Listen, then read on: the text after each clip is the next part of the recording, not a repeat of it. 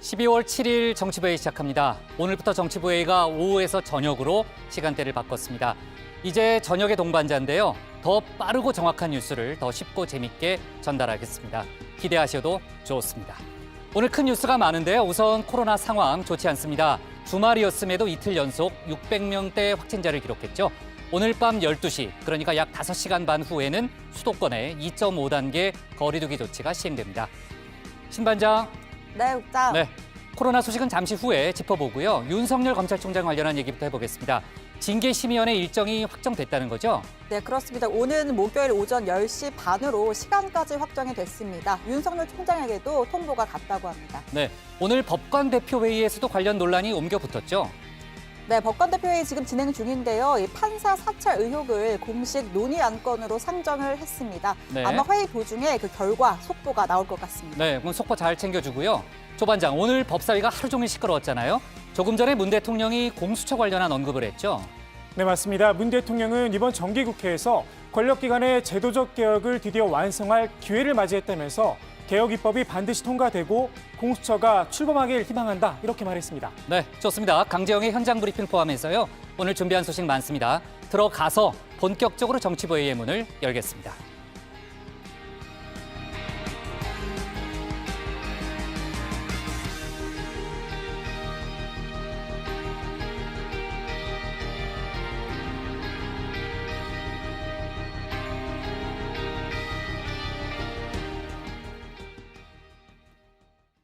네, 자 지난주 금요일에 저희가 이제 최종혁 고석승 반장을 눈물로 떠나보냈죠.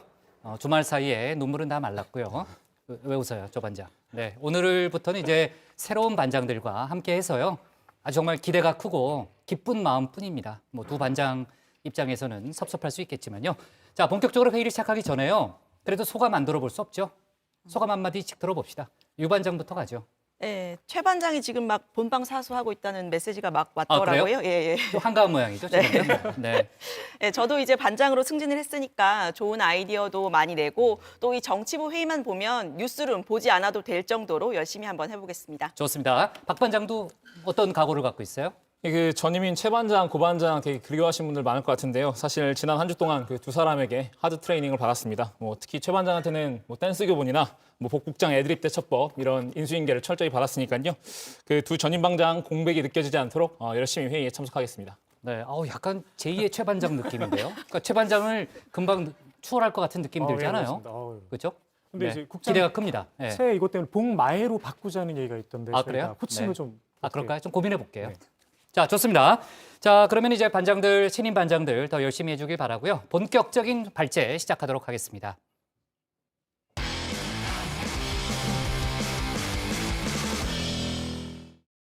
조금 전에 제가 코로나 상황 좋지 않다고 얘기를 했는데요. 코로나 신규 확진자 수가 이틀 연속 600명대입니다.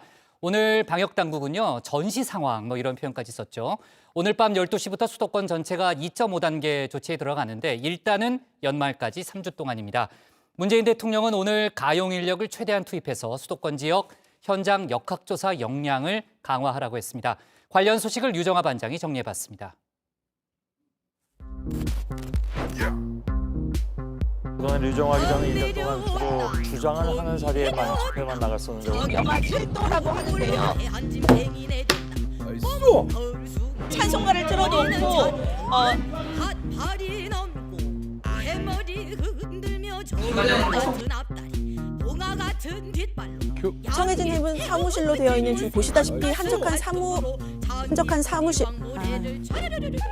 그치며 주홍잎떡 버리고 하는 소리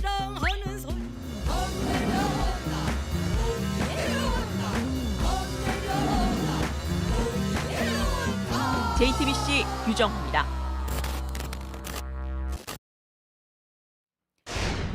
반가운 소식을 전해드리고 싶었는데 제가 오자마자 안타까운 소식을 먼저 전해드리게 됐습니다. 오늘 코로나 확진자 수 615명입니다. 주말 반짝 효과 없었습니다. 검사 건수가 줄어드는 주말에도 확진자 수는 원래 수준을 유지한 겁니다.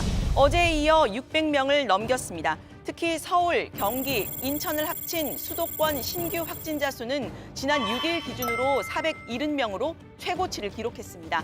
정부는 전시 상황이라고 했습니다. 수도권은 이미 코로나19 전시 상황입니다. 지금 추세라면 1, 2주 뒤에는 일일 확진자가 1000명을 넘을 수도 있다는 비관적 전망이 현실이 될 수도 있습니다. 잠시 후 오늘 밤 0시부터 3주간 수도권은 2.5단계로 거리두기 단계를 높입니다. 우선 수도권의 일일 환자 수를 150명에서 200명 수준으로 떨어뜨리는 게 목표입니다. 비수도권 지역에서도 2단계 이상으로 높입니다. 수도권에서는 기존 5종의 유흥시설 외에 노래 연습장, 실내 체육시설 등의 운영이 추가로 중단됩니다. 상점, 마트, 백화점, 영화관, PC방 등 생활과 밀접한 시설도 밤 9시 이후 문을 닫아야 합니다. 대통령도 나섰습니다. 수도권을 중심으로 젊은 층 확진자들이 늘고 있는 점을 감안해서 이 지역 역학조사 역량을 높이라고 했습니다. 선별진료소의 야간, 휴일 운영을 확보하고 검사 결과를 즉각 알 수 있는 신속 항원 검사도 적극 활용하라고 했습니다.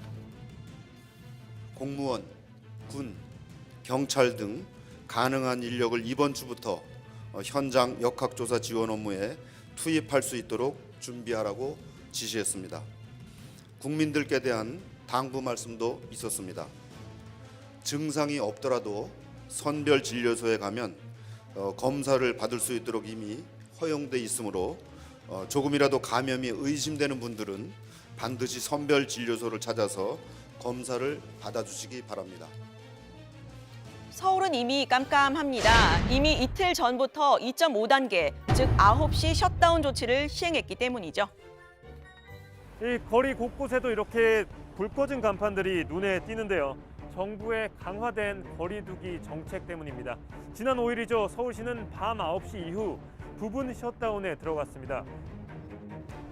12시가 되면 집으로 돌아가야 했던 신데렐라 다들 아시죠? 이제 저를 포함한 수도권 시민들은 9시가 되면 집으로 돌아가야 합니다. 그래서인지 9시까지 열심히 먹고 마시는 사람들 때문에 오히려 식당은 이렇게 북적거렸죠. 그러라고 만든 9시 제한이 아닌데 말이죠. 음식점의 착석을 저녁 9시로 제한하는 것은 그 이전에는 음식점을 자유롭게 이용하시라는 의미가 아닙니다. 집에서 식사를 하기 어려운 분들을 위해 식사를 허용하는 것이며 그 외 분들은 가급적 이용을 자제하시라는 의미입니다. 사실 예년 같았으면 지금쯤 본격적으로 연말 분위기에 돌입할 시기입니다.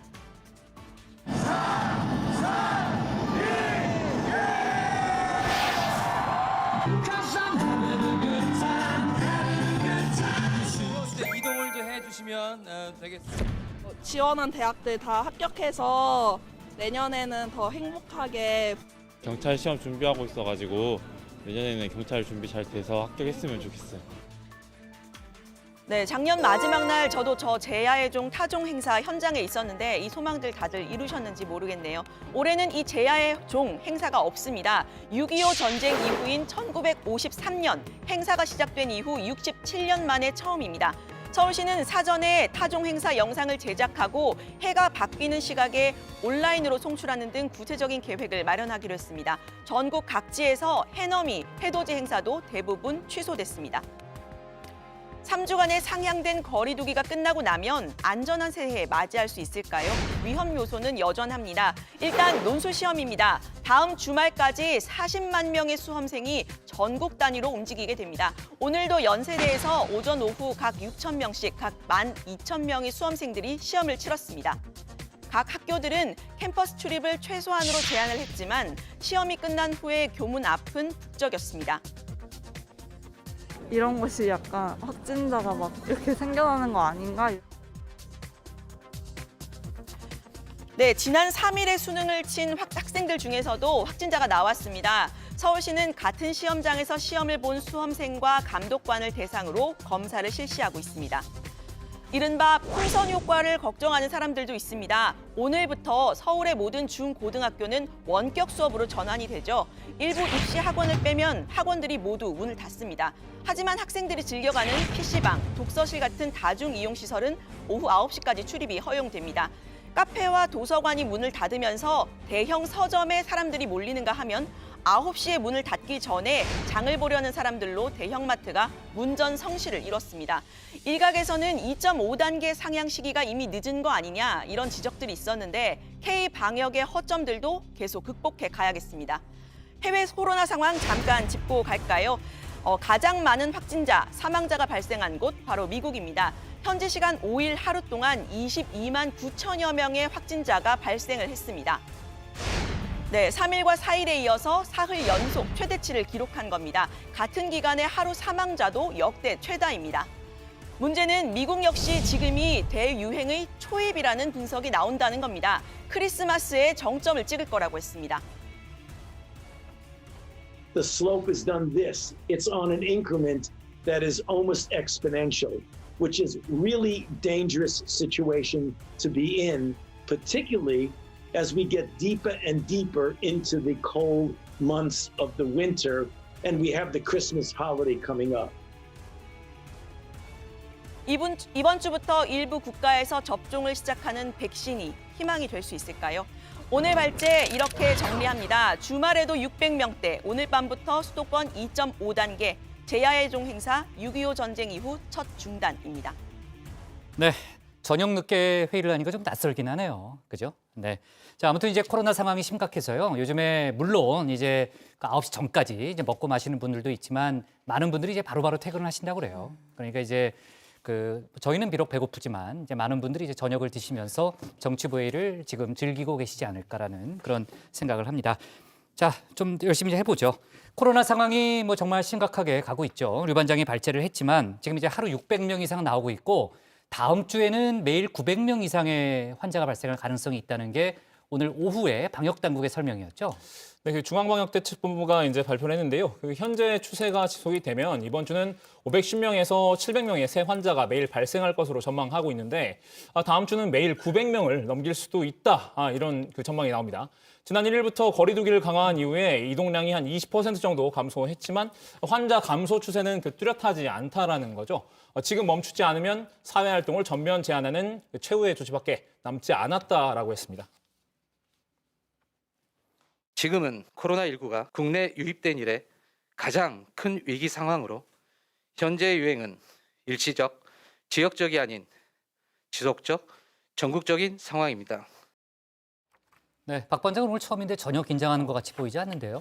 네, 그 원래 제자리인 것처럼 이렇게 그래요? 편하네요. 네. 최 반장한테 좀 많이 배운 모양이에요. 많이 배웠습니다. 자, 오늘 밤부터 그러니까 약 5시간 여후에 이제 수도권에 거리두기 단계가 올라가죠. 2.5단계로 올라가고 전국적으로도 올라갑니다. 지금 뭐 그 정도로 상황이 심각하다는 건데 추가로 방역 대책이 나온 거죠, 신 반장? 네, 우선 역학조사의 역량을 좀 더 개선하겠다고 했습니다. 코로나가 워낙 장기화된 데다가 최근 환자가 계속 늘면서 방역 요원과 역학조사 요원 업무가 포화 상태라고 합니다. 문제는 감염 경로 파악이 늦어지면 방역 차단 조치도 늦어진다는 거죠. 우선은 군인이나 공무원 이런 지원 인력을 투입을 하고 장기적으로는 역학조사 요원을 더 확보하겠다고 했습니다. 이 부분은 청와대도 강조를 한 부분입니다. 네, 검사 능력도 강화한다고 했는데요. 간편하게 검사를 받을 수 있는 타액검사법, 그러니까 침을 통해 검사하는 방법을 순차 보급을 하고 검사 결과를 즉시 확인할 수 있는 항원 검사도 적극 도입하도록 했습니다. 또 그 위중증 환자가 늘면서 병상 부족 문제도 계속 계기가 됐었는데요. 맞아요. 확진자 격리 해제 기준을 완화해서 병상을 확보한다고 했습니다. 물론 이 경우에도 주치의 판단을 존중하도록 하고 추가적인 병상 확보 조치도 하겠다고 밝혔습니다. 유 반장, 집단 확진자 규모도 더 커지는 그런 분위기인데 수도권, 비수도권을 가리지 않고 집단 확진자들이 나오고 있죠? 네, 먼저 서울 이태원입니다. 카드 게임을 하면서 술을 마실 수 있는 이른바 홀덤펍 5곳에서 11명이 집단 감염이 됐습니다. 지표 환자인 A씨는 지난 2일에 증상이 발현이 됐는데 4일 판정을 받기 전까지는 술집을 찾았다고 합니다. 보건당국은 총 379명의 방문자 리스트를 확보해서 조사를 하고 있습니다. 서울 한복판에 있는 종로구 음식점이죠. 파고다 타운에서도 추가로 36명의 새 환자가 나왔습니다. 누적 확진자는 총 112명입니다. 네, 그리고 이 비수도권에서는 울산시 남구 양지요양병원에서 76명이 추가 확진돼서 현재까지 총 92명 환자가 나왔습니다. 그렇게나 많이 나왔어요? 네, 거의 100명에 네. 육박한데요. 자, 문제는 100세 이상 환자 한 분을 포함해서 절반 이상인 48명 1명이 70대 이상 고령 환자라는 겁니다. 요양보호사 1명이 돌아가면서 환자들을 돌본 것이 원인으로 지적이 됐고요. 또 충남 청양에서도 경로당에서 함께 밥을 먹은 마을 주민 11명이 확진됐습니다. 지난 1일 확진된 이 마을 고등학생의 가족이 식사 자리에 있었다는 건데 대부분 무증상 상태에서 판정을 받아서 충격이 컸다고 합니다. 그러니까 밥 한 번 같이 먹었다가 코로나에 걸렸다는 거잖아요. 네. 정말 조심해야 되는 그런 상황이고요. 지금 이제 새 식구들이 왔지만요. 아마도 저희 회식 내년으로 미뤄야 되겠네요. 지금 상황이면. 그죠? 고반장이 떠나면서 한 말이 뭐라 그랬어요? 정치부의 유일무이한 장점이 소고기 회식이라고 했거든요. 아, 그래? 제가 그래서 관련받고 나서 채식만 했는데. 아, 고반장이 그렇게 얘기했어요? 네. 유일한 장점이라고? 유일무이하다고 강조했습니다. 네. 고반장이 이상한 성격이네. 이따 한번 연락 좀 해봐야 되겠네요. 국장이 봉투로 챙겨주실 수도 아, 있으니까. 그래요? 아, 그럼 안 되죠. 아, 그건 괜찮나? 예, 내가 챙겨주는 그럼요. 거는 예. 김영란법 안 걸리나요? 마음껏 주셔도 됩니다. 상관없어요? 마음을. 좋아요. 네. 그나저나 이제 집단 생활을 할 수밖에 없는 군대도 지금 상당히 우려스러운 상황이죠. 네, 그렇습니다. 국방부는 이미 지난달 26일부터 국내 거리두기 2.5단계를 실시하고 있었죠. 이걸 오는 28일까지 연장하기로 했습니다. 군장병의 휴가와 외박이 사실상 연말까지 제한되는 겁니다. 오늘 국내 코로나 확진자는 9명이 추가가 돼서 누적 확진자는 427명입니다. 신 반장, 문재인 대통령이 오늘 직접 코로나 관련 긴급 대책을 내놨죠. 네, 그렇습니다. 문 대통령은 방역 조치가 강화됐는데도 확산세를 꺾지 못했다면서 이번 거리두기 격상으로 국민들께 더 큰 부담과 불편을 드리게 돼 매우 송구하고 무거운 마음이다라고 했습니다. 또 방역의 기본을 잘 지켜달라고 다시 한번 당부했습니다. 특히 성탄절과 연말 연시를 맞이하는 국민들께 당부드립니다. 만나야 할 사람, 찾아가야 할 곳이 많겠지만 만남과 이동을 최대한 자제하여 방역에 힘을 보태주시길 간곡히 부탁드립니다. 네, 문재인 대통령이 특별 지시 내용을 좀 들어봤고요. 아, 참, 유 반장. 강민석 청와대 대변인이 오늘 자가격리에 들어갔다면서요? 네, 그래서 오늘 원래는 강민석 대변인이 네. 보통 브리핑을 하는데 맞아요. 아침에 이제 정명 국민소통 수석이 했습니다. 맞아요. 강 대변인은 오늘 코로나19 검사를 받고 지금 자가격리 중인데 지인이 다니는 교육시설의 보조교사가 확진 판정을 받은 데 따른 겁니다. 청와대 고위 관계자는 강 대변인이 어제 이러한 사실을 접하고 자발적으로 검사를 받고 비대면 재택근무를 시작했다고 했습니다.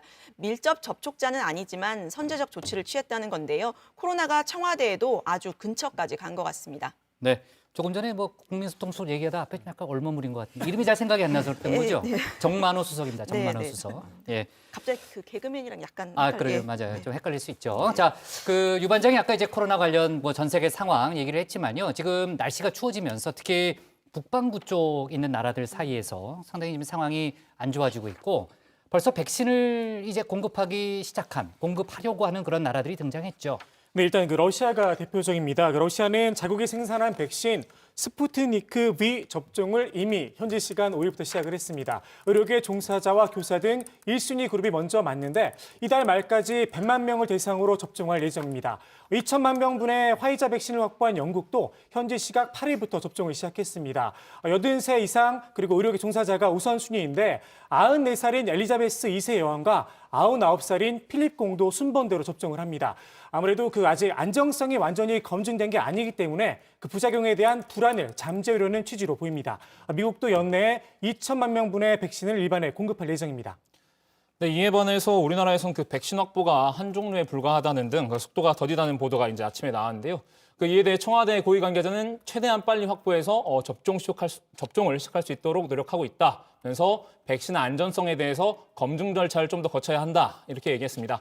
사망자가 하루 2,000명씩 발생하는 미국이나 수백 명씩 발생하는 유럽에서 긴급 사용 승인만 되면 접종을 하는 경우와 조금 다르게 봐달라고 얘기했습니다. 네, 관련해서 정부가 내일 오전에 백신 확보 계획을 발표합니다. 지금까지 나온 얘기를 종합해 보면요, 중국산은 제외가 되고요. 아마 러시아산은 구매 대상에 포함될 수 있다. 이런 얘기가 나오고 있고요. 내일 이제 관련한 속보가 나올 예정이니까 저희가 유 반장이 좀 챙겨요. 내일 좀 발제를 해주고요. 오늘 기사 제목은 이렇게 정리하겠습니다. 오늘 밤부터 수도권 2.5단계 제하의 종 행사도 중단으로 제목을 잡겠습니다. 다음은 신혜원 반장의 발제를 들어봅니다.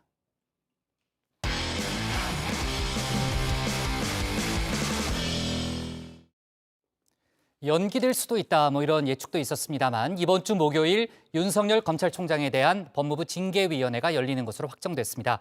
법무부는 오늘 아예 시간까지 못 박아 통보를 했고요. 윤 총장 측은 감찰 기록과 징계위원 공개를 재차 요구하면서 헌재에 추가 자료도 제출했습니다. 이런 가운데 문 대통령이 일련의 사태에 대해 처음으로 공개 사과를 했는데요. 관련 소식을 신혜원 반장이 정리해봤습니다.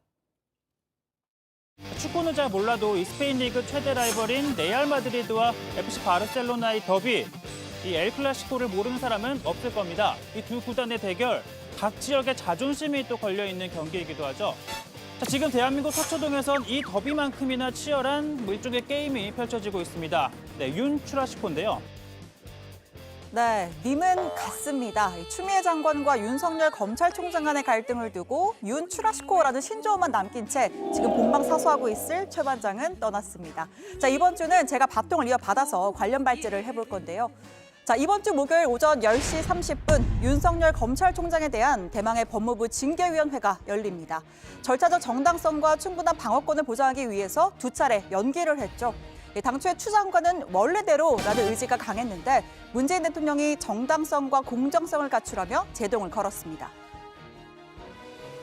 문재인 대통령은 윤석열 검찰총장에 대한 법무부 징계위원회 운영과 관련해 사안의 중대성에 비추어 징계위원회는 더더욱 절차적 정당성과 공정성을 담보해야 한다고 했습니다. 자, 그리고 징계위를 사흘 앞둔 오늘 윤 총장 측은 법무부에 일부 누락된 감찰 기록과 징계위원 명단 공개를 거듭 요청했습니다. 이 감찰 기록의 경우 윤 총장 측은 지난 3일 법무부로부터 징계 청구 근거가 된 2,000페이지 분량의 감찰 기록 5건을 전달받았습니다.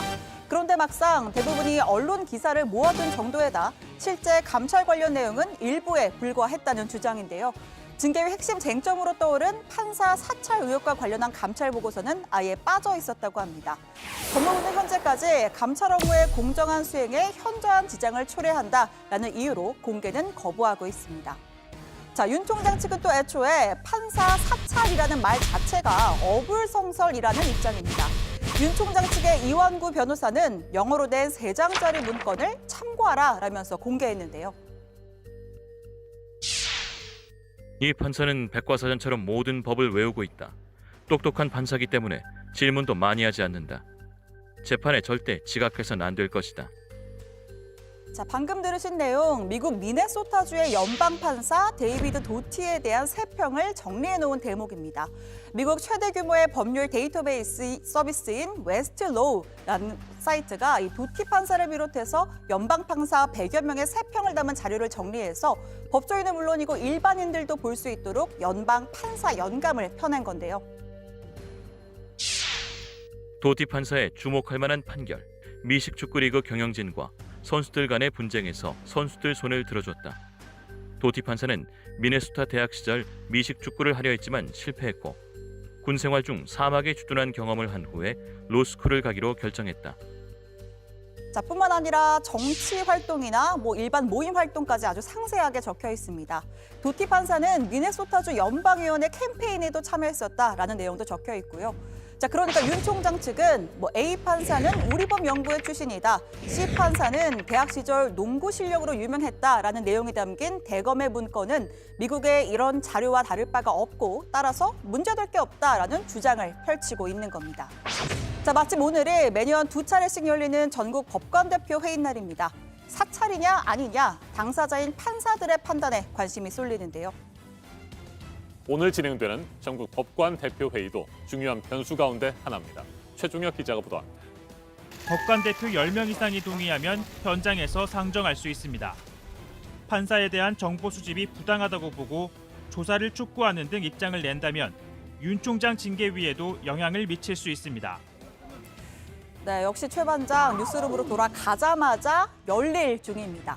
자, 오늘 오후에 나온 속보에 따르면 윤 총장 징계 사유로 거론된 이른바 판사 사찰 의혹은 법관 대표의 안건으로 상정이 돼서 현재 논의가 진행 중입니다. 다만 법관 대표들은 법관회의에서 이 사안을 논의하는 데 대해 정치적, 당파적 해석은 경계한다라고 했습니다.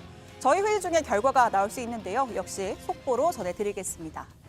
자, 또 윤 총장 측의 징계위원 명단 공개 요청에 대해서 법무부는 사생활 침해 소지가 있다라면서 받아들이지 않고 있죠. 당일까지 명단을 공개하지 않으면 윤 총장 측은 징계위 현장에서 기피 신청을 할 계획입니다. 그리고 이미 공개가 된 한 사람, 그러니까 당연직으로 징계위에 참여하는 이용구 신임 법무차관에 대해선 미리 기피 신청을 하기로 결정했습니다. 결과를 예단하지 마시고 지켜봐 주시기 바랍니다. 모든 것은 적법 절차와 법 원칙에 따라. 혹시 징계 관련해서 뭐 자료나 일정 같은 거 전달받으신 게 있으시죠? 저는 백지 상태로 들어갑니다. 참석할 예정이십니까? 징계위에는? 제 임무입니다. 자, 결과를 예단 않겠다라고 말한 이 차관은 이 산업부의 월성 1호기 원전 조작 의혹 수사와 관련해 백운규 전 산업통상자원부의 장관의 변호를 맡은 사실이 알려져 논란이 일기도 했습니다. 또 최근에는 법무부 장관이 징계위원 대부분을 지명하는 검사징계법 조항에 대해 윤 총장이 제기한 헌법소원을 두고 악수라는 평가를 내리기도 했죠. 이 개인적 판단이 할 수 있습니다만 이 대화를 나눈 상대가 적절치 않다라는 지적이 나왔습니다. 자, 이 보시는 텔레그램 창의 대화 상대, 자, 징계위원회에 영향이 있나요? 라고 물은 조두현이란 인물은 이 추미애 법무부 장관의 정책보좌관입니다. 자, 이어서 이용구 차관이 악수라는 언급을 하고요. 자, 그 다음에 이어서 이종근 이라는 인물이 네 웃음 차관님 하고 답변을 합니다. 자, 이종근 대검찰청 형사부장일 수 있다라는 추측이 나왔는데, 자, 만약 맞다면 징계위와 관련이 없는 윤 총장을 보필하는 대검 간부가 징계위원인 이 차관과 추미애 장관의 최측근인 조 보좌관과의 윤 총장의 징계를 논의한 셈이 되는 겁니다. 자, 이 부장은 내가 아닌 내 아내 박은정 법무부 감찰 담당관이다라고 주장을 했는데요. 박 담당관은 윤 총장 감찰 담당 검사에게 윤 총장의 직권남용이 성립하지 않는다는 보고서의 내용을 삭제 지시했다는 의혹을 받고 있습니다. 윤 총장 직무 배제의 직접적인 원인 제공자의 변호인이 징계위원이 된다는 게 공정합니까? 이종근 2와 텔레그램을 통한 징계의 상황 논의, 박상기 전 법무부 장관 사무실 제공 등 공정성의 문제는 이미 선을 넘어섰습니다. 법과 대통령의 지시를 잘라 먹은 추미애 장관부터 책임을 물어야 합니다. 계속되는 추윤 갈등의 해결 방안에 대해 묻는 여론조사 결과가 나왔습니다. 리얼미터가 YTN 의뢰로 실시한 조사인데요. 추 장관이 단독 사퇴해야 한다라는 응답이 44.3%, 윤 총장이 단독 사퇴해야 한다라는 답변은 30.8%가 나왔습니다. 둘이 동반 사퇴해야 한다라는 응답은 12.2%, 둘 다 사퇴할 필요가 없다는 5.4%입니다. 나머지는 잘 모르겠다라고 응답을 했고요. 자, 문 대통령은 끝모르고 이어지는 추윤 갈등, 법무부와 검찰 간의 갈등에 대해서 국력과 민생에 너나 없이 마음을 모아야 할 때에 혼란스러운 정국이 국민들께 걱정을 끼치고 있어 대통령으로서 매우 죄송한 마음입니다. 네, 이렇게 처음으로 사과를 했습니다. 자, 그러면서 지금의 혼란이 오래가지 않고 민주주의와 개혁을 위한 마지막 진통이 되기를 간절히 바란다라고 덧붙였는데요. 자신의 1호 공약은 권력기관 개혁이 마지막 단계에 이르렀다면서 공수처 출범을 재차 강조했습니다. 결실을 맺는 마지막 단계에 이르렀습니다. 한국 민주주의의 새로운 장이 열리는 역사적 시간입니다. 견제와 균형의 원리에 따라 국정원, 검찰, 경찰 등 권력기관들의 권한을 분산하고 국민의 기관으로 거듭날 수 있도록 개혁 입법이 반드시 통과되고 공수처가 출범하게 되길 희망합니다. 네, 오늘 청와대 발제 이렇게 정리합니다. 문 대통령 전국 혼란 죄송, 추윤 사태 첫 사과, 권력기관 개혁 마지막 단계입니다. 네, 신반장이 그 속보가 들어올 것 같다고 얘기했는데 신반장이 발제하는 동안에 속보가 정말 들어왔어요. 뭐냐면은 오늘 이제 그 전국 법관 대표회의가 열렸죠. 조금 전에 이제 그 결론이 나왔습니다. 그러니까 그 판사 사찰 대응 안건, 그러니까 이제 판사 사찰 의혹에 대해서 조사를 촉구한다든지 이런 입장을 내는 게 이제 대응하는 거죠. 그 대응 안건이 최종 부결됐다는 그런 속보가 막 들어왔습니다. 사실 이제 원래 오늘 법관 대표회의 원래 안건은 아니었고요. 현장에서 이제 안건이 제안이 돼서 이제 아까 이제 최종혁 전 반장이 리포트도 했지만은 이제 판사 10명 이상이 이제 현장에서 제안을 하면 안건으로 채택될 수 있잖아요. 그래서 오늘 이제 안건으로 채택이 돼서 상정이 돼서 찬반 토론을 거쳤는데 이제 공식적으로 대응하지는 않기로 그런 결론이 나왔습니다.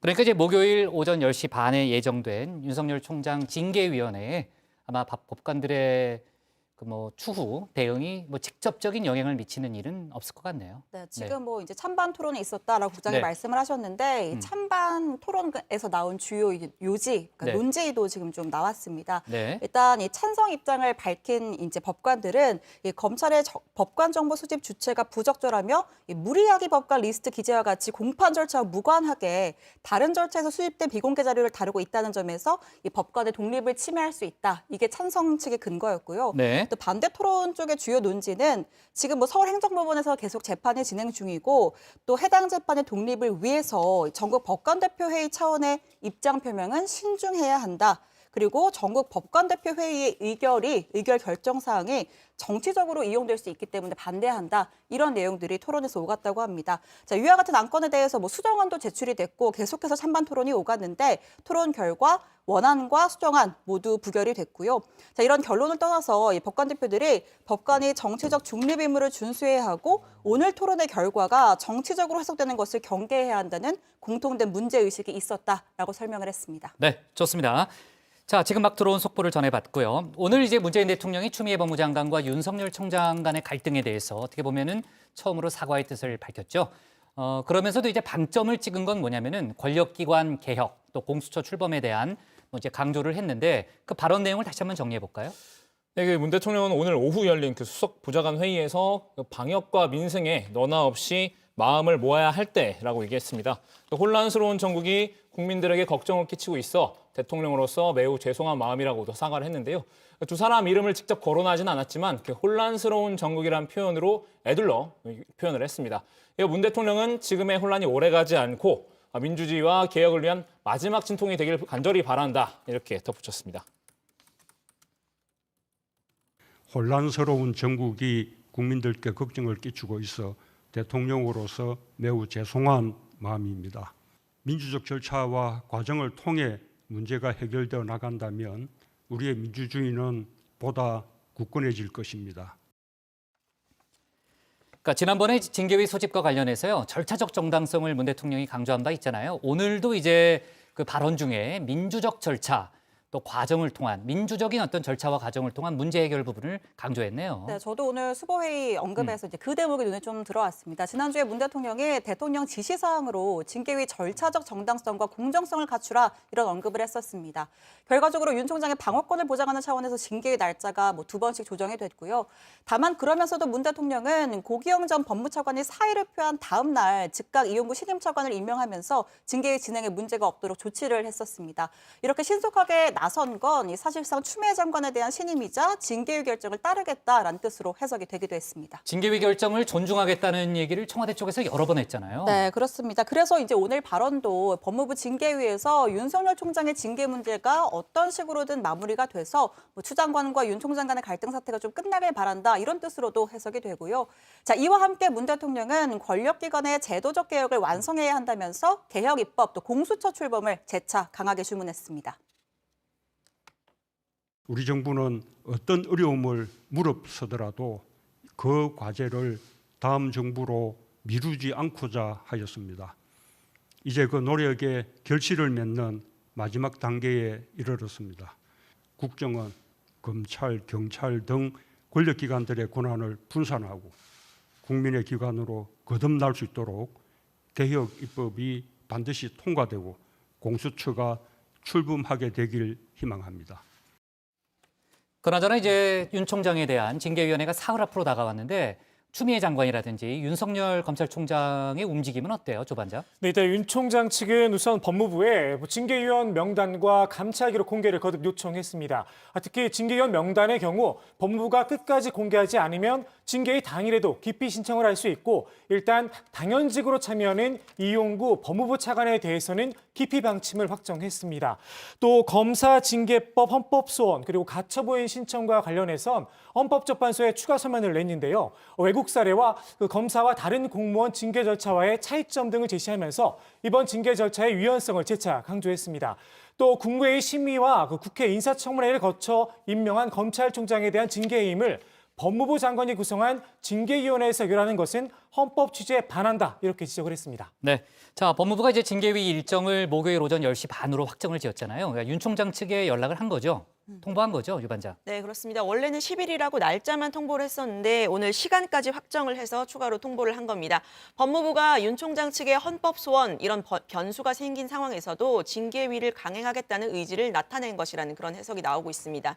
또 일각에서는 징계위에 참석할 징계위원도 확정된 것 아니냐 이런 관측이 나오고 있습니다. 네, 그러니까 이미 징계위원들하고 일정을 맞췄다는 거죠? 네, 맞습니다. 앞서 법무부는 징계위 날짜를 재차 연기를 하면서 위원들의 일정을 반영했다 이렇게 밝힌 바가 있습니다. 구체적인 개최 시간이 나온 만큼 추미애 법무부 장관이 지명하는 징계위원 검사 2명, 예비위원 검사 3명, 그리고 외부위원 3명의 참석 여부가 다 확정이 됐을 수 있는 거죠. 다만 법무부는 위원 명단을 공개해달라 이런 윤 총장 측의 요구에는 여전히 불가하다는 입장을 고수하고 있습니다. 네, 생각보다 가깝죠, 옆자리.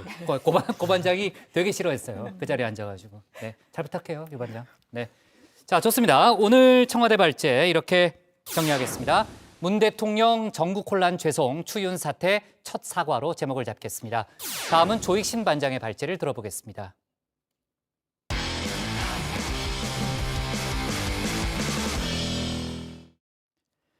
민주당이 무슨 일이 있어도 공수처법 개정을 마무리하겠다는 강한 의지를 드러냈습니다. 박병석 국회의장의 중재로 여야 원내대표가 공수처장 후보자 추천을 위해 마지막 협상에 나서기로 했었는데요. 민주당이 법사위에서 공수처법 개정 절차는 그대로 밟으면서 반나절도 안 돼서 사실상 합의가 파기됐습니다. 오늘 법사위 앞에서는요, 그 밖에도 여러 가지 소동도 있었는데 관련 내용을 조익신 반장이 정리해봤습니다.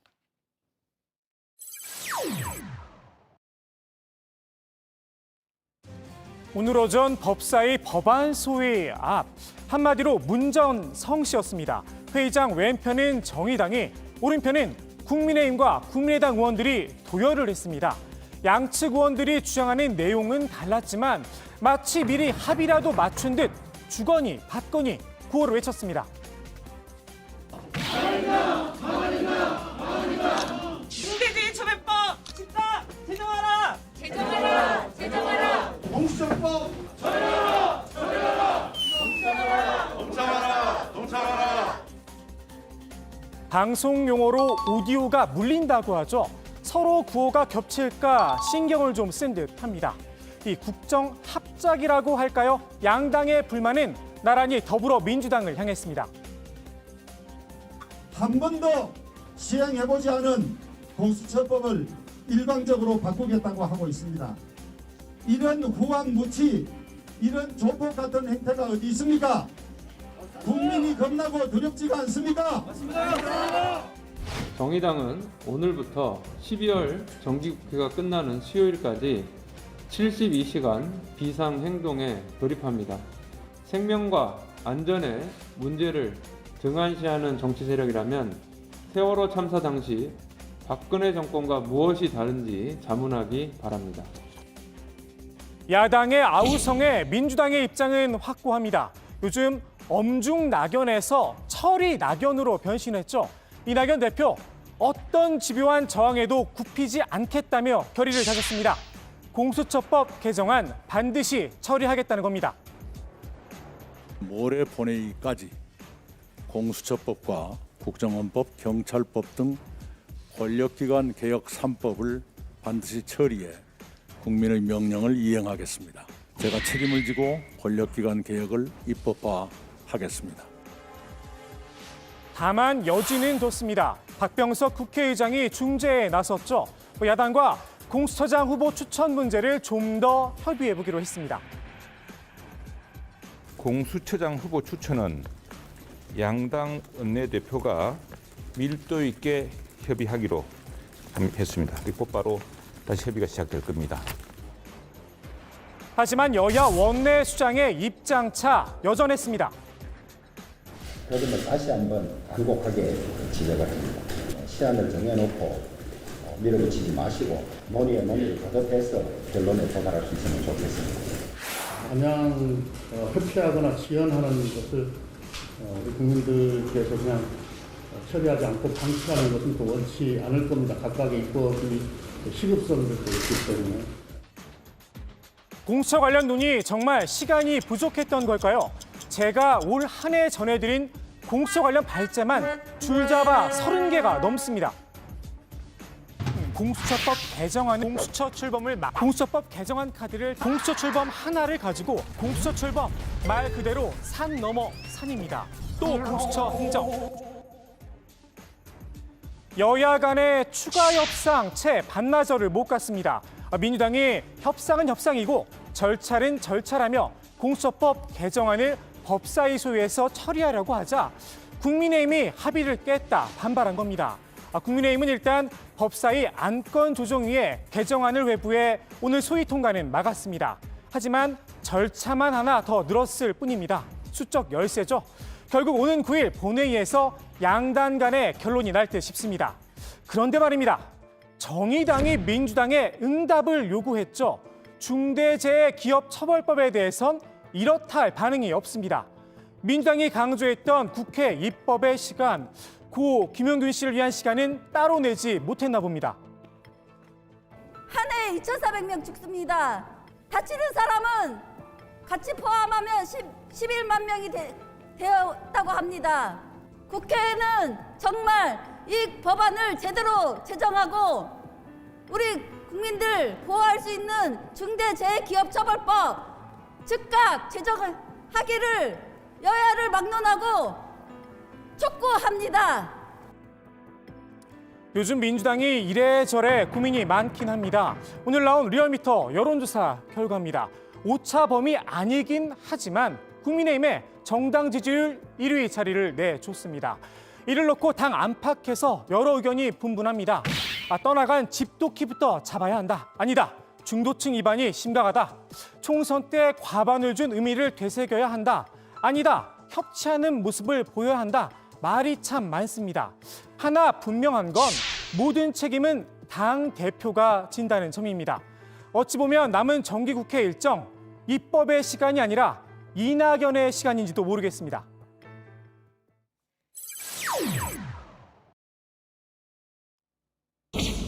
청와대가 지난주 4명의 장관을 교체하는 개각을 단행했습니다. 국정 수행의 동력이라고 할 수 있죠. 지지율이 눈에 띄게 떨어지자 성남 민심을 달래려 긴급 진화에 나선 겁니다. 이번 개각의 핵심, 김현미 국토교통부 장관의 교체였습니다. 문재인 정부의 부동산 정책, 야당이 내년 보궐선거 승리를 위한 타깃으로 꼽을 정도로 실패했다는 평가가 많습니다. 물론 청와대에선 경질이 아니다 선을 긋긴 했습니다. 더 현장감 있는 정책을 펼치기 위해 교체를 했다는 겁니다. 변창흠 국토교통부 장관 후보자는 학자 출신의 도시계획 및 주택 분야 권위자입니다. 현장과 긴밀히 소통하면서 국민들이 느끼는 주거 문제를 보다 정확하게 진단해낼 것입니다.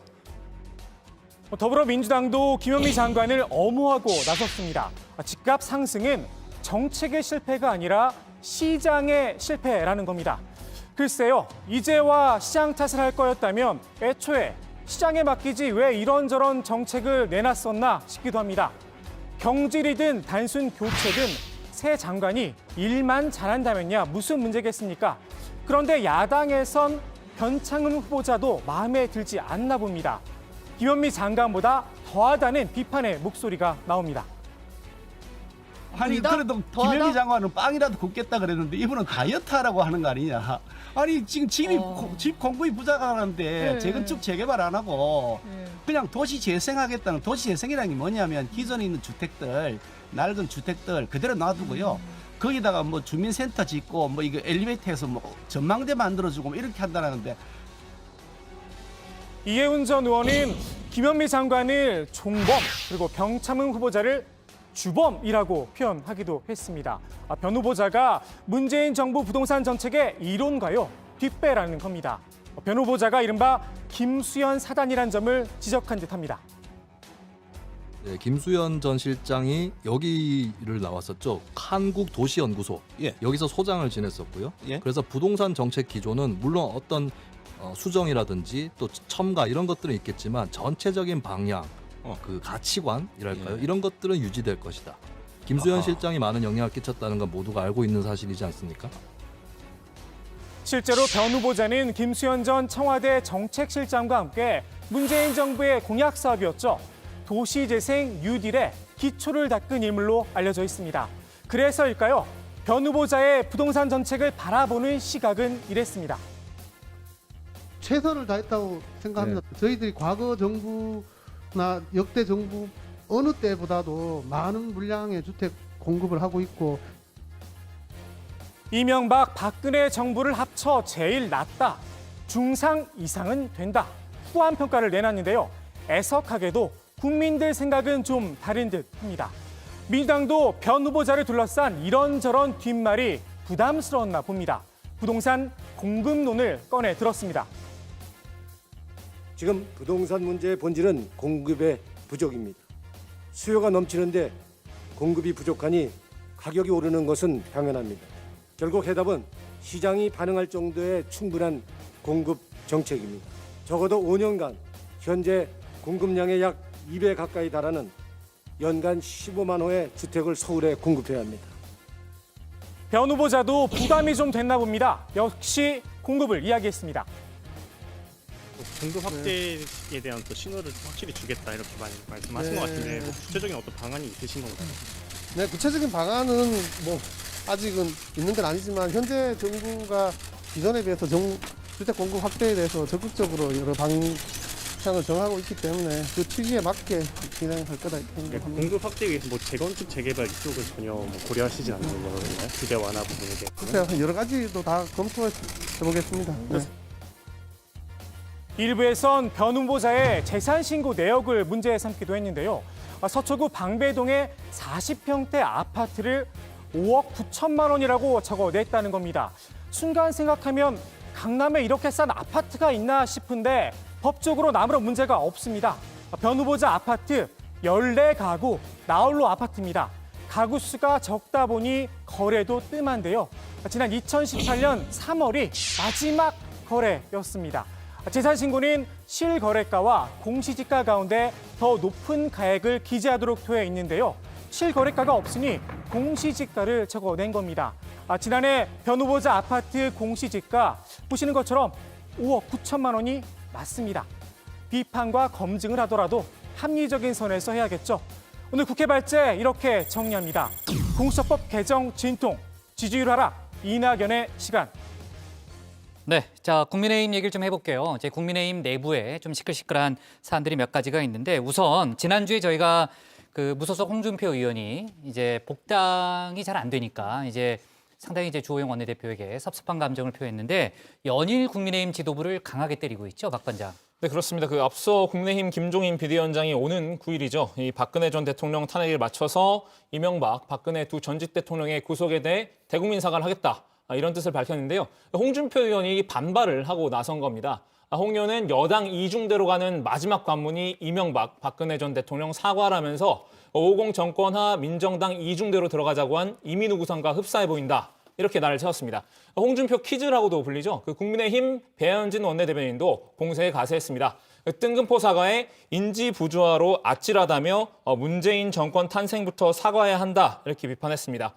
장제원 의원도 정치적 정당성도 사과 주체의 정통성도 확보하지 못한 명백한 월권이라면서 국민의힘은 김 위원장의 사당이 아니다라고 지적했습니다. 네, 장제원 의원은 뭐 김종인 비대위원장을 그동안 많이 비판해왔으니까 그렇다 치고 배현진 의원이 아주 세게 비판을 했네요. 김종인 비대위원장이 당 안팎의 반발에 대해서 입장을 밝혔다면서요? 예, 그 김 비대위원장은 오늘 국민의힘 비공개 회의에서 내가 비상대책위원장인데 사과 하나 결정 못하느냐? 자신의 뜻대로 사과하겠다는 뜻을 재차 밝혔다고 합니다. 기자들과 만나서도 비슷한 이야기를 했는데요. 직접 한번 들어보시겠습니다. 사과와 관련해서 네. 당내에서 그 반대하는 목소리가 있는 걸로 알고 있는데요. 나도 어느 정도 알고 있어요. 그러나 뭐 내가 거기를 크게 구애받지 않을 거예요. 내가 판단하는 대로 할 테니까 뭐 너무 그렇게 그거에 대해서 뭐 더 이상 얘기할 필요가 없다고. 네, 당 핵심 관계자는 국민 입장에서 보면 사과한 게 마땅하지 않느냐, 계속 반대된 얘기를 하면 영남, 강남, 자민련 소리를 면치 못할 것 이렇게 지적하기도 했습니다. 네, 자 가덕도 신공항 문제로 지금 PK와 TK 여론이 갈리고 있잖아요. 오늘 뭐 관련한 선포식이 있었다는데 대구 경북 지역만 빠졌다면서요. 네, 그렇습니다. 전국 시도의회 의장들이 부산에서 가덕 신공항 지지를 선언했습니다. 부산시 의회는 전국 시도의회 의장 14명이 참석한 가운데 가덕 신공항 건설 지지 선포식을 열어서 국회가 가덕 신공항 특별법을 조속히 통과시켜달라 이렇게 강력히 촉구했다고 밝혔는데요. 가덕 신공항 건설과 관련해서 부산, 울산, 경남, 전남을 제외한 다른 지자체가 공식적으로 지지 의사를 밝힌 건 이번이 처음입니다. 가덕도 신공항에 반대하고 있죠. 그 대구시 의회와 경북도 의회는 맞대응에 나섰습니다. 14개 시도의회 의장이 가덕도 신공항 지지 철회를 촉구하는 성명을 따로 발표를 한 건데요. 두 의회는 5개 시도의 영남권 신공항 합의를 헌신짝처럼 던져버리고 들고 나온 가덕도 신공항 주장에 14개 시도의회 의장이 지지를 선언한 것은 부적절한 처사라고 비판을 했습니다. 네, 오늘 법사위 소위에서 5.18 역사 왜곡 처벌법이 통과됐다면서요, 조 반장. 네, 그렇습니다. 민주당이 당론으로 추진을 하고 있죠. 일명 5.18 역사 왜곡 처벌법으로 불리는 5.18 민주화 운동 등에 관한 특별법 개정안이 법사위 소위를 통과했습니다. 개정안은 5.18을 비방, 왜곡, 날조하거나 허위 사실을 유포하면 처벌한다는 내용을 담고 있습니다. 네. 자, 그나저나 이제 공수처법 개정안은 오늘 이제 법사위 소위에서 의결되지 못했죠, 조 반장. 네, 그렇습니다. 앞서 여야 원내대표는 공수처장 후보 추천을 위한 추가 협상을 진행하기로 했는데요. 민주당은 협상은 협상대로 개정안의 법적 절차는 절차대로 밟겠다는 입장이었습니다. 협상이 잘 안 될 경우 오는 9일 본회의에서 개정안을 처리하기 위해서인데요.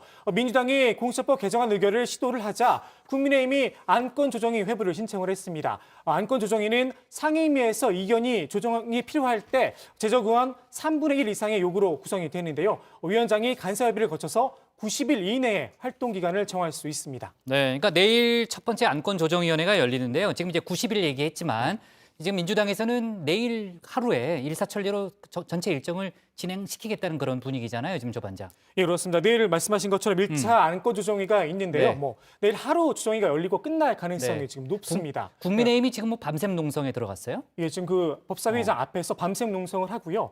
만약에 내일 그 법사위에서 만약에 처리가 되면 네. 그다음에 네. 못한다고 해서 또 네. 밤샘 농성을 이어가기로 했습니다. 네, 그러면 내일도 상당히 이제 법사위 주변 상황이 급박하게 돌아가겠네요. 조 반장이 좀 잘 챙겨주고요. 오늘 국회 발제는 이렇게 정리하겠습니다. 공수처법 개정 진통, 지지율 하락, 이낙연의 시간으로 제목을 잡겠습니다.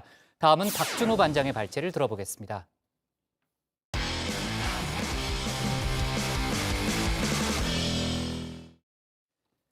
조 바이든 미국 대통령 당선인이 대선 승리를 선언한 지 정확히 한 달이 지났습니다. 하지만 트럼프 대통령은 오늘 그 첫 번째, 그러니까 대선 이후에 첫 해외 야외 유세에 나섰는데요. 불복 주장을 이어갔습니다. 관련 내용을 박준호 반장이 정리해봤습니다. 이번에 취재 잘하는 후배들도 영입했어요. 지금 제 얘기하시는 거. 박준호 기자. 박준호 기자. 박 기자. 자, 박준호 기자. 박준호 기자가 박 기자. 박준호 기자. 부르면 달려갑니다. 우리 우주 bring us here. 우리 우주 bring us here. 오케이. 안경 안 쓴 장성규 같다. 이렇게. 한강대교 다시 할게요. 다시 할게요. 다시 할게요. No dangers. 오케이. 왜 그럴까요? 근데 제가 막내기 때문에. 아 그래요? 네. 막내 모양이군요. 네. 이번에 일 잘하는 후배들도 영입했어요. 제 얘기하시는 거. 박준호 기자. 언론 본연의 사명을 다하는데 기여하였기에 이달의 기자상 취재보도직무상 정성이 수상을 드립니다. 진짜 모든 편의의 뒤에는 사람이 있고 기자는 그 편의를 누리기만 할 게 아니고 그 뒤에 있는 사람을 봐야 한다는 점을 이번에 많이 깨닫게 됐습니다. 그럼 국민분들께 시원하게 한 말씀 해주세요. 죄송하다는 말씀 외에 시원하게 한 말씀 해주세요. 부르면 달려갑니다. 간단한 체력 훈련까지 마쳤습니다. 누가 잘하고 못하고를 떠나서 먼저 한 팀으로 어우러져야 한다는 게 가장 중요하다는 입장입니다.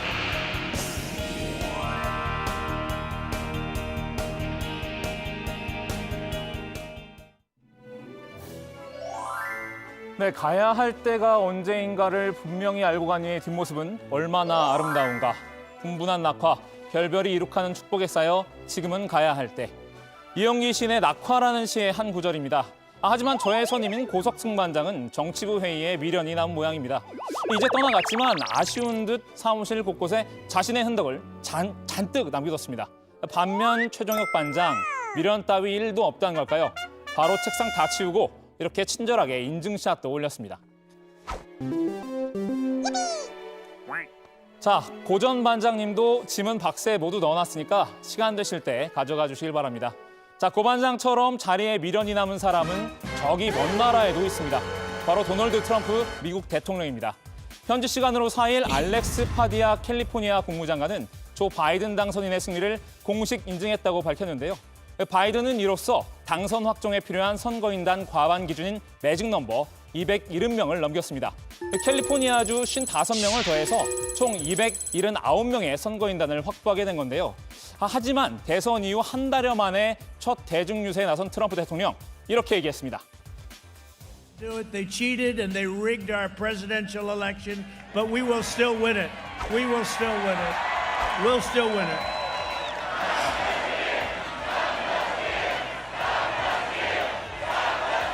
If I lost, I would say I lost, and I'd go to Florida and I'd take it easy and I'd go around and I'd say I did a good job.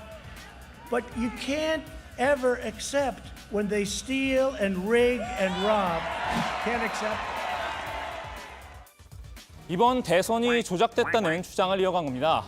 바이든 당선인의 대북 정책에 대해서도 의문을 드러냈는데요. 특히 자신의 임기 중에 북한과 대치했던 상황을 언급했습니다. 내가 김정은 위원장과 개인적인 친분을 쌓아서 전쟁 위기를 막았다라는 그런 자부심을 드러낸 건데요. 실제 트럼프 대통령은 김 위원장을 줄곧 my friend, 친구라고 얘기해왔죠. 하지만 바이든은 김 위원장과 잘 지내기 어려울 거라고 비꼬았습니다. Everyone thought that with my personality, I'd be in war the first week. They were all saying war. And we developed relationships. Let's see how he would do with Kim Jong-un of North Korea. I don't think too well. 바이든 당선인의 다른 외교 정책들도 깎아내렸습니다. 2015년 파리에서 체결된 기후변화 협약이죠. 버락 오바마 전 미국 대통령 주도로 체결된 협약인데요. 지구 온난화를 막기 위해 온실가스 배출량을 단계적으로 줄이는 내용을 담고 있습니다. 하지만 트럼프 대통령은 파리 협약은 환경을 보호하기 위한 게 아니라 미국 경제를 죽이기 위해 고안됐다, 이렇게 주장하면서 이 협약에서 탈퇴를 해버렸죠. 그런데 바이든은 이 협약을 다시 돌려놓을 심산이란 겁니다. The first thing they want to do is they want to, number one, they want to bring back the Paris Accord, Environmental Accord, which will cost us. That was designed to destroy the United States. The second thing they want to do is let's give Iran billions of dollars. Oh, they're so happy. 민주당이 이란 핵 합의도 다시 돌려놓을 거란 얘기인데요. 자, 쉽게 말하면 내가 임기 동안 돈 셀 구멍을 다 막아놨는데 바이든이 다시 그 구멍을 뚫을 거다, 이런 내용입니다. 여기서 잠시 트럼프가 이 연설을 한 장소를 주목할 필요가 있습니다. 바로 공화당 텃밭 이미지가 강한 조지아주인데요. 지금 조지아주는 미국 상원의 다수당을 결정지을 최종 승부처로 떠올랐습니다. 상원은 모두 이렇게 100석으로 구성되는데요. 현재 공화당이 50석, 민주당은 민주당 성향의 무소속 의원 2명을 포함해서 48석을 차지하고 있습니다. 하지만 2석이 있는 조지아주는 아직 결판이 안 나서 결선 투표를 칠 예정인데, 민주당으로서는 이 2석을 모두 차지해야 50대 50으로 의석수가 같아지니까 급하긴 마찬가지입니다. 결국 바이든과 트럼프 모두 조지아에 화력을 집중하면서 때 아닌 대선 2차전이 벌어지고 있는 모양새입니다. They can only win if they cheat. They can't win this state unless they cheat. And they cheat better than anybody. You know, when you think of it, the Republicans are much nicer. I can't tell you how important it is that we flip the United States Senate. There's no state more consequential than Georgia in that fight. 이번 유세 현장에서도 어김없이 트럼프의 댄스를 볼 수 있었는데요. 노래에 맞춰 여유롭게 몸을 흔드는 트럼프. 한 달 전 유세와 전혀 다를 바가 없는 모습이죠. 갑자기 아름답게 떠난 우리 최 반장이 그려지는군요. 최 선배, 사실 댄스 교보는 그 세절기에 돌렸습니다. 죄송합니다.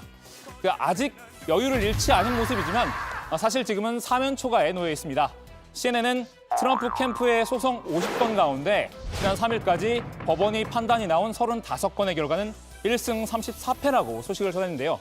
대선 불복 소송 전에 투입한 자금만 약 880만 달러, 우리 돈으로 약 100억 원 가까이 된다고 하는데, 그럼에도 연패를 거듭하고 있는 겁니다. 자, 측근들도 하나둘씩 등을 돌리기 시작했죠. 트럼프의 충복 윌리엄 바 법무부 장관이 선거 결과를 뒤집을 만한 사기는 보지 못했다. 이렇게 말한 건데 여론조사 결과도 안 좋습니다. 워싱턴 포스트는 상하원 의원을 대상으로 대선 승자는 누구인지를 묻는 조사를 벌였습니다. 미국 공화당 소속 상하원 의원 249명 가운데 바이든이 이겼다고 인정한 사람은 27명이었고요. 트럼프가 이겼다라고 답한 의원은 2명뿐이었습니다. 220명의 의원은 누가 승자인지 아직 답변을 하지 않았습니다. 설상가상으로 안 좋은 소식이 또 하나 있습니다. 바로 트럼프의 대선 불복 소송을 이끌어온 변호사 루디 줄리아니 전 뉴욕시장이 코로나에 감염된 겁니다. 미국 역사상 가장 부패한 선거를 폭로하며 지칠 줄 모르고 일해온 루디 줄리아니가 중국 바이러스에 양성 반응을 보였습니다. 네, 줄리아니는 최근 대선 결과를 뒤집기 위해 미 전역을 순회하면서 왕성한 활동을 펼쳐왔는데요. 이 때문에 바이러스에 노출됐을 가능성이 커 보입니다. 아무래도 트럼프로선 줄리아니의 감염이란 악재까지 겹치면서 앞으로 소송전에서 더욱 어려움을 겪을 것으로 예상됩니다. 자, 오늘 야당 발제는 이렇게 정리합니다. 악재 겹친 트럼프, 선거 후 첫 유세, 내가 이겼다 불복 여전.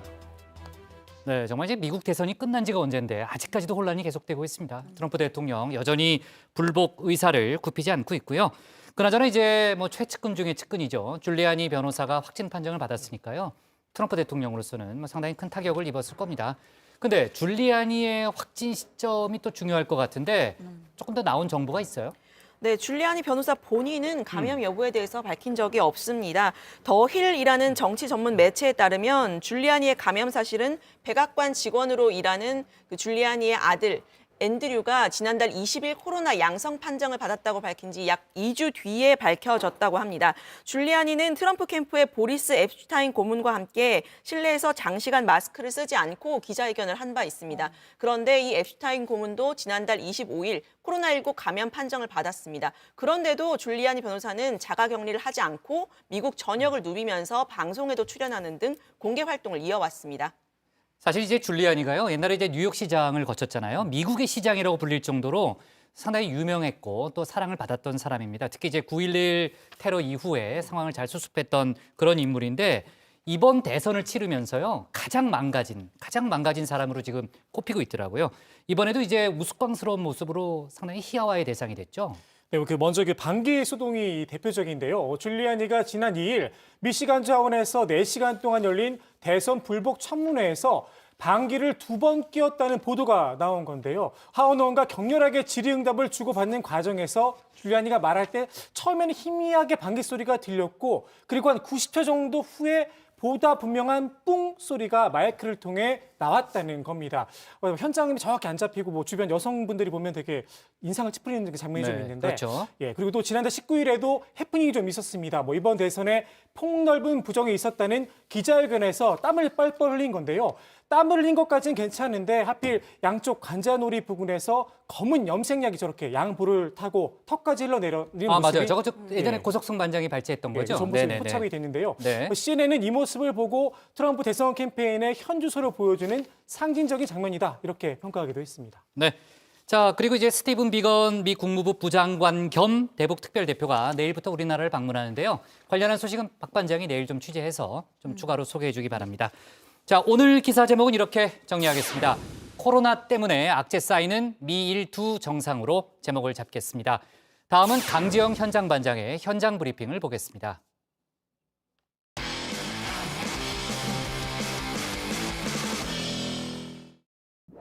코로나19 확진자가 무더기로 600명을 또 넘어섰습니다. 우울과 불안을 호소하는 사람 마음의 건강을 지키는 심리 방역이 시급합니다. 오늘 승강장에 서 계신 여러분들의 모습을 보니까 분주한 삶의 무게가 많이 느껴지는 것 같습니다. 12월 들어서 날씨가 많이 쌀쌀하고 춥습니다. 하지만 마음만은 따뜻한 그런 하루를 보내시기 바랍니다. 코로나 상황이 길어지면서 우울하고 답답하고 일상에 지쳐가는 분들 많이 계실 것 같은데요. 이런 일상에 위로를 주는 목소리가 있다고 해서 찾아왔습니다. 오늘 그 주인공을 만나러 가볼 텐데요. 저와 함께 가보시죠. 방송을 하는 이유가 있을까요? 저희 승무원들이 독립된 공간에서 일합니다. 사실 승객분들하고 얼굴을 마주할 일이 거의 없는데 승객과 나를 이어줄 수 있는 그런 연결고리 같은 존재라고 생각합니다. 요즘 이어폰을 많이 끼고 계세요. 그러니까요. 그래서 뭐 10명 중에 1명이라도 사실 제 방송을 들었다면 저는 그걸로 크게 만족하고 있습니다. 승객 여러분 안녕하십니까? 피곤하신 몸 이끄시고 아침에 출근하신다고 대단히 고생 많으십니다. 이번 정차역은 특별히 내리고 타시는 승객이 많습니다. 제가 내리실 시간을 충분히 넉넉하게 드릴 테니까 서두르지 마시고 안전하게 천천히 하차하시기 바랍니다. 너무 힘들었을 때 지하철을 타고 집에 가다가 우연히 오늘 하루도 고생한 당신에게 박수를 보냅니다. 그런 멘트의 방송을 들었는데 단순한 멘트인데도 너무 정말 저도 감동을 많이 받았고 위로가 많이 됐습니다. 기억에 남는 승객분들 있을까요? 작년 수능 시험 날이었던 것 같아요. 네. 수능을 앞둔 수험생 여러분, 오늘은 여러분들이 3년 동안의 학업에서 끝나는 날이 아니라 사회로 나가는 새 출발의 날입니다. 네, 그런 방송을 했는데 모녀분이 찾아오셨어요. 자, 우리 아이가 긴장을 많이 했는데 정말 고맙습니다 하고 손에 음료수를 하나 주셨어요. 네, 그게 진짜 기관사 생활하면서 아직까지도 좀 많이 기억에 남습니다. 라디오 들으면서 나왔던 뭐 좋은 말들, 주변에서 봤던 그런 좋은 글들을 좀 모아서 쓰는 편인데 일상의 모든 것들이 제 방송 소재라고 생각을 하시면 될 것 같아요. 제가 갖고 오신 멘트를 좀 읽어볼게요. 자, 여러분은 세상에서 가장 비싼 금이 무엇이라고 생각하시나요? 그것은 바로 여러분 눈앞에 지나가는 지금이라고 생각합니다. 다시는 오지 않을 지금, 이 순간을 늘 알차게 보내시기 바랍니다. 최우수 방송왕으로 선정되셨다고. 네. 제가 3년밖에 안 돼서 많이 부족한데 좀 큰 상을 받게 돼서 좀 감사한 마음이 좀 더 많이 들고요. 더 즐거운 방송, 더 유쾌한 방송 할 수 있도록 더 연구해서 제가 은퇴하는 그날까지 계속 방송을 이어나갈 생각입니다. 아직 30년이 넘게 남았습니다. 이제 출근하시네요. 네, 이제 운행 시작할 예정입니다. 열차 곧 출발하겠습니다. 네네네. 네. 수고하세요.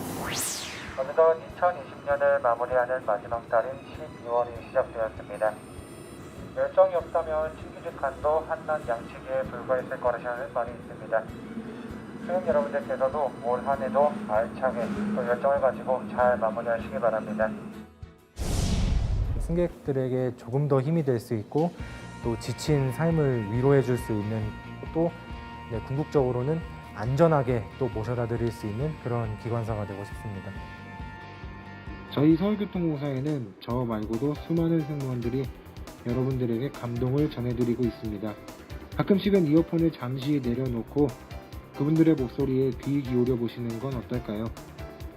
네, 다가올 2021년에는 더욱더 풍성하고 행복한 일만 가득하시길 기원하겠습니다. 지금까지 저 양원석 기관사와 함께한 강지영의 현장 브리핑이었습니다. 감사합니다.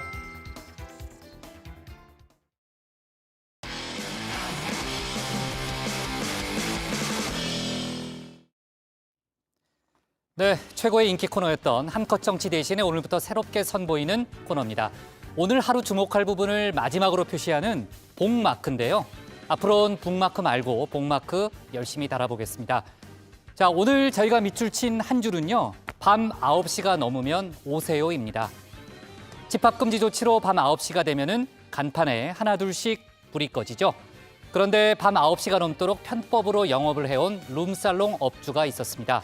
호텔을 빌려 룸살롱처럼 꾸민 뒤 손님을 받은 겁니다. 간판 대신 양심에 불을 껐다고 봐야 되겠죠. 오늘 자정부터 사회적 거리두기가 2.5단계로 격상되는데 이런 변칙 영업 앞에선 어떤 조치도 무용지물이 될 수밖에 없습니다.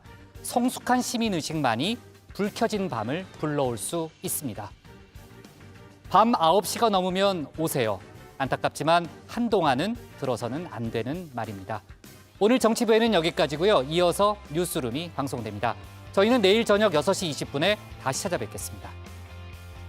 네, 박 반장, 유 반장 오늘 첫 회인데 긴장 안 했죠? 의자가 너무 편해서요. 아까 편하네요? 신반장 발제할 때 인터넷으로 어디서 파는 건지 좀 우리 알아봤어요. 박 반장은 최 반장을 오늘 바로 응가한 것 같아요. 너무